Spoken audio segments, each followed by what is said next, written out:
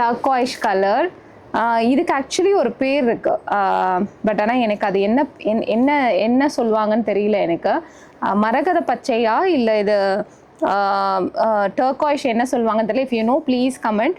So இந்த ஒரு colour காம்பினேஷனில் அழகான ராணி ஷேடில் வந்து பிங்க்கில் வந்து இது கொடுத்துருக்காங்க.